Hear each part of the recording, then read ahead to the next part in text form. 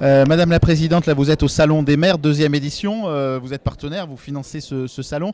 Est-ce que vous pourriez nous expliquer un petit peu, parce que les gens qui regardent nos médias se posent souvent cette question, dans cette nouvelle donne territoriale, quelle est la relation que vous imaginez donc entre le conseil départemental et les maires du département ?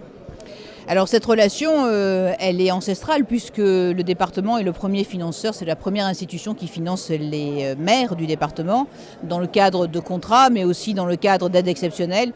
Et il est clair que sans le conseil départemental, sans son aide, les maires ne pourraient pas réaliser leurs projets parce que financièrement ils ne peuvent plus et encore moins maintenant à cause des baisses de dotation de l'État. Donc la situation s'aggravant, il est clair que là-dessus il était indispensable que le conseil départemental soit aux côtés des maires. Donc il l'est. On continuera à l'être aussi longtemps que la République nous prête vie. Derrière, après, pourquoi ce salon ici à Salon de Provence ? Eh bien, avec Nicolas Isnard en tant que président du territoire, avec Georges Christiani qui est le président de l'Union des maires, l'année dernière, nous avons tiré un constat, c'est qu'il existe un Salon des maires à Paris qui regroupe tous les maires de France, plus des entreprises, qui est énorme. La difficulté, c'est que les maires n'ont pas le temps de se déplacer, ou alors s'ils n'ont pas le temps, ils n'ont pas les budgets automatiquement, et surtout, ils ne peuvent pas venir avec la totalité de leurs équipes. Donc nous avons souhaité faire un salon dans le sud de la France, donc c'est ce salon ici qui est un salon de Provence, où nous permettons aux élus de venir avec leurs élus locaux et avec rencontrer les entreprises qui peuvent travailler dans le secteur public. Donc voilà, c'est tout simple, on va simplement prendre la place de la porte de Versailles à Paris. D'accord, alors c'est pas très simple pour les maires aujourd'hui d'exercer leur mandat, d'abord parce que vous avez dit qu'il y a des problèmes financiers. Bon, il y a cette évolution juridique avec la métropole qui arrive et dont on dit qu'elle veut les priver d'un certain nombre de prérogatives. Il y a tout aussi l'aspect chef d'orchestre que doit avoir le maire et il doit aussi s'occuper maintenant de l'arrivée du digital et des nouvelles technologies.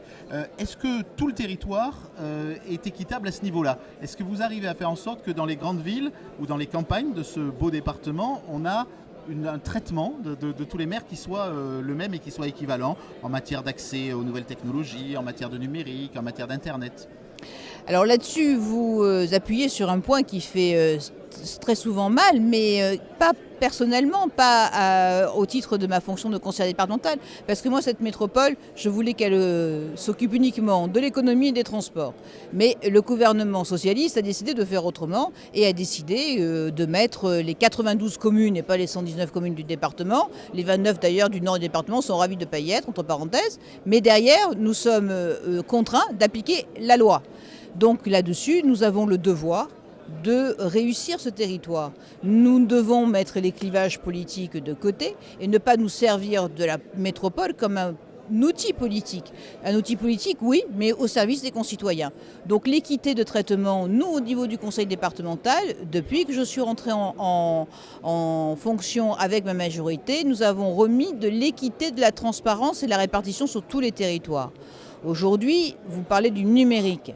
Il y a des zones blanches considérables dans ce département qui sont un frein à l'attractivité.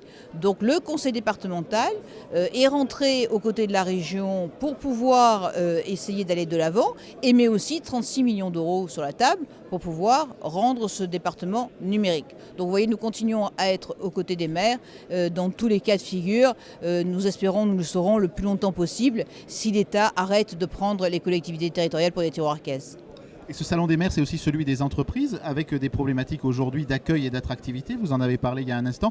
Qu'est-ce que vous faites pour l'attractivité ? Est-ce que vous pouvez fournir par exemple des terrains aux entreprises, des facilités, comme on dit, pour qu'elles puissent y exercer leurs activités ? Alors, la problématique de l'attractivité du territoire, ce territoire a des atouts considérables. On les connaît, c'est agréable, c'est fantastique, le climat y est génial, les monuments, la partie touristique, la partie culturelle, on a des avantages incroyables. Derrière, après, aujourd'hui, on a aussi des inconvénients, c'est-à-dire qu'il y a un décalage entre les zones d'habitabilité et les zones d'employabilité. Et donc, il est de notre devoir de pouvoir rapprocher ces deux zones-là. là. Et la difficulté aujourd'hui, c'est qu'on prend 40 ans de retard, où rien n'a été fait pour le développement des transports en commun, rien n'a été fait pour le développement des TER, et qu'aujourd'hui, quand on imagine le plan qu'il faudrait au niveau financier, la métropole, elle seule, le département, la région, les maires ne peuvent pas financer seuls. Alors le gouvernement nous a promis des monts et merveilles, des sommes absolument colossales. Nous attendons de voir venir cet argent. Je suis un peu inquiète, mais c'est un frein effectif, c'est essentiel pour l'attractivité du territoire. Si nous n'avons pas des transports dignes du 21e siècle dans le département des Bouches-du-Rhône, nous ne pourrons pas faire une attractivité très poussée. Donc nous nous mettons à fond sur ces transports en commun. L'idée, c'est de pouvoir avoir un déplacement qui se fait normalement, rapidement et à moindre frais. Mais là-dessus, il faut que tout le monde joue collectif. J'espère que les autres institutions seront à nos côtés pour cela aussi. Merci.